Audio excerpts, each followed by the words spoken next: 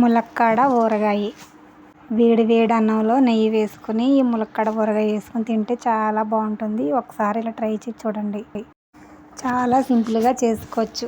Stove వెలిగించుకుని ఒక మూకుడు పెట్టుకుని 1/2 టేబుల్ స్పూన్ మెంతులు, 1/2 టేబుల్ స్పూన్ ఆవాలు వేసుకుని డ్రైగా రోస్ట్ చేసుకుని పక్కన వేరే గిన్నెలో తీసుకుని చల్లారిన తర్వాత పౌడర్ కింద చేసుకోండి. అలాగే అదే మూకుట్లో 1 కప్పు వరకు నూనె వేసుకొని గానుగ నూనె కానీ వేరుశనగ నూనె కానీ వేసుకుని వేడైన తర్వాత కడిగేసి పీచు తీసేసి చిన్న చిన్న ముక్కలుగా కట్ చేసుకున్న ములక్కాడ ముక్కలు వేసుకుని సిమ్లో పెట్టి బాగా వేయించుకోండి. తర్వాత గ్యాస్ శుభ్రంగా కట్టేసిన తర్వాత 2 టేబుల్ స్పూన్ కారము, 2 టేబుల్ స్పూన్ సాల్ట్ వేసుకుని తర్వాత ముందు మనం పొడి చేసుకున్న పొడి కూడా వేసేసుకుని తర్వాత ఒక 1/2 కప్పు నిమ్మరసం వేసుకుని బాగా కలిపేసుకోవాలి.